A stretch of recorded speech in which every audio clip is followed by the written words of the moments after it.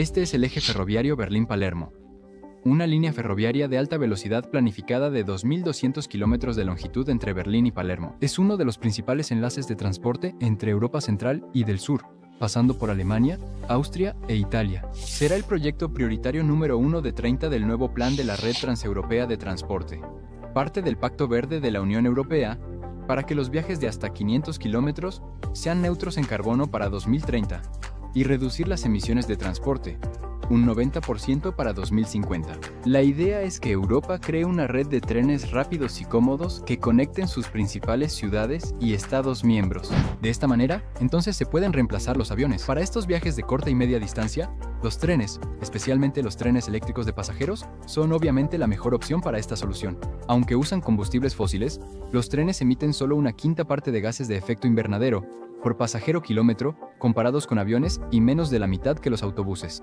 Por ejemplo, de Lisboa a Madrid, separados por 624 kilómetros, un vuelo emite 109 kilogramos de dióxido de carbono y el tren solo 23. Esa es una diferencia del 474%.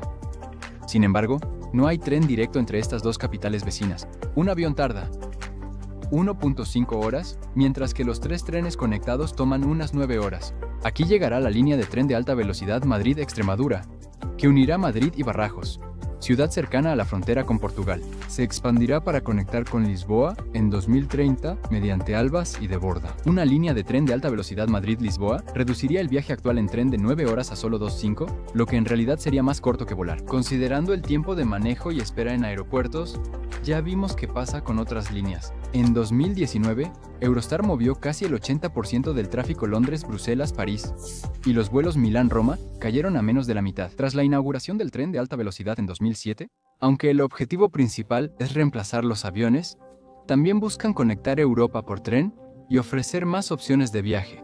Por ejemplo, con la línea principal para Europa, irá de París a Bratislava. Son 1.338 kilómetros, por lo que no conviene hacerlos en tren. Conectará ciudades importantes como Estrasburgo, Stuttgart, Múnich y Viena en su recorrido. Es clave para seguir siendo opción frente a los aviones en cualquier viaje. Lo mismo ocurre con el ferrocarril báltico, proyecto prioritario número 27. La línea de 870 kilómetros conectará Varsovia y Tallinn, uniendo las capitales bálticas Estonia, Letonia y Lituania con Europa. Para 2030, las redes ferroviarias transeuropeas buscan conectar Europa a través de la capital polaca. Cuanto mejor estén conectadas las ciudades europeas por ferrocarril, más fácil será dejar de usar medios de transporte altamente contaminantes como la aviación y los automóviles. Además, se requieren más incentivos para que la gente use el tren. 17 de las 20 rutas aéreas más usadas en Europa son de menos de 700 kilómetros. En teoría, casi todos esos viajes podrían hacerse en tren. No me malinterpreten. La Unión Europea ya tiene más de 20.000 kilómetros de vías ferroviarias y varios de sus países poseen de los mejores sistemas del mundo. Actualmente, solo 11.000 kilómetros de vías permiten el tren de alta velocidad, por lo que no se aprovecha tanto como podría. Sé que suena loco decir eso de los países europeos, considerando lo avanzados que están en uso de trenes frente a casi cualquier otro lugar, aunque los kilómetros de pasajeros en ferrocarriles de la Unión Europea subieron de 340 a 413.000 millones entre 2001 y 2018. La cuota de viajes en tren solo pasó de 6% a 7%. En ese periodo, los viajes en avión pasaron de 6% a 9% de los viajes europeos medidos en kilómetros de pasajeros. Incluso en Austria y Países Bajos, grandes aficionados al tren, las cifras solo alcanzan el 13% y 11%. Esto tiene varias razones, pero la mayoría provienen de aquí. Las conexiones de trenes de alta velocidad no han sido prioridad en Europa, menos las transfronterizas. En 2018, la Comisión Europea reveló que 149 de 365 conexiones ferroviarias transfronterizas ya no funcionaban. Verás, el tren es la forma de transporte que posiblemente requiere la mayor coordinación. En un continente con muchos países, surgen numerosos problemas, como la compatibilidad. Europa tiene muchas líneas ferroviarias, pero no todas son iguales. Sus ferrocarriles eléctricos usan 4 voltajes distintos. Los sistemas de señalización y seguridad son peores, pues cada país tenía el suyo.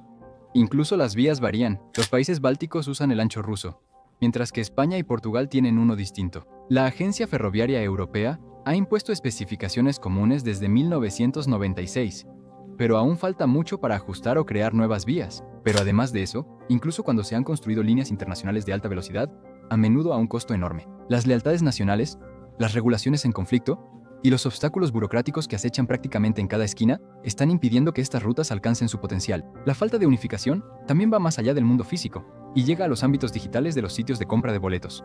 Algunos sitios privados ya venden boletos de tren transfronterizos, pero aún no hay un sistema de boletaje unificado. El proceso suele requerir que los clientes visiten varios sitios web de ferrocarriles nacionales. Aunque compren boletos, pasajeros en varias compañías nacionales no tienen conexión garantizada si el primer tren de otra empresa llega tarde. Por supuesto, estas cosas eventualmente se solucionarán, pero como resultado, hoy en día, países como España y Francia cuentan con amplias redes ferroviarias nacionales, como el Alta Velocidad Española y el Tren a Grande Vitesse, han estado enfocados en sus mercados nacionales durante décadas.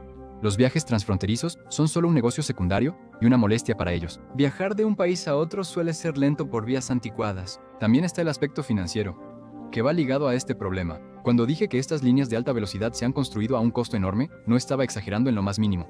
Aunque la Unión Europea destina $100.000 millones al ferrocarril entre 2021 y 2027, no es suficiente. El Tribunal de Cuentas Europeo señala que, dado que las vías de alta velocidad superan los $42 millones por kilómetro, a la mayoría de los países les conviene mejorar sus redes convencionales. Como resultado, los boletos de tren de alta velocidad suelen costar mucho más que un pasaje aéreo económico en la misma ruta, lo que nuevamente contribuye a que no haya suficientes personas usando el tren. Una encuesta del Banco Europeo de Inversiones en 2019 a casi 30.000 personas reveló que el 62% de los europeos apoya prohibir vuelos cortos, con el principal obstáculo siendo los precios. Así que, mientras más atractivos y fáciles de usar sean los servicios de tren, es más probable que la gente quiera cambiarse. Sabemos esto porque hemos visto los efectos del transporte público barato. Por ejemplo, el boleto de 9 euros en Alemania en verano de 2022 permitía viajar todo el mes por ese precio. En el transporte local y regional de toda Alemania, fue un éxito total. En 3 meses se vendieron más de 52 millones de boletos y se ahorraron 18 millones de toneladas de dióxido de carbono. Casi igual que limitar la velocidad a 130 km por hora en las autobahns durante un año.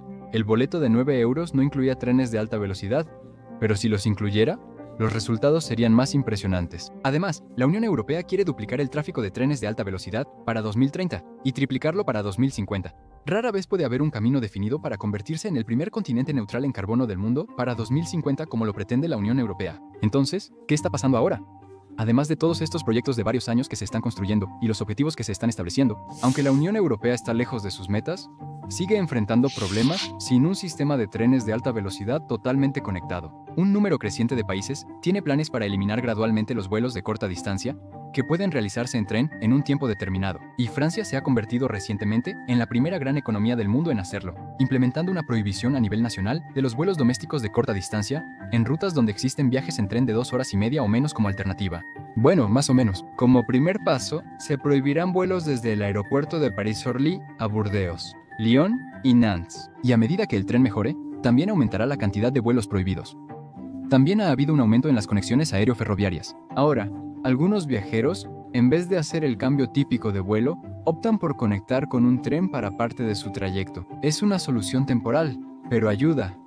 Ninguna política resolverá todo el problema por sí sola. Ganas 0,5% aquí y 1/10 allá. Pero si avanzas poco a poco, el resultado suma. Así la Unión Europea logra sus metas climáticas. Por último, lograr que Europa pase de tener sistemas nacionales aislados a una unión en transporte. Gracias por vernos.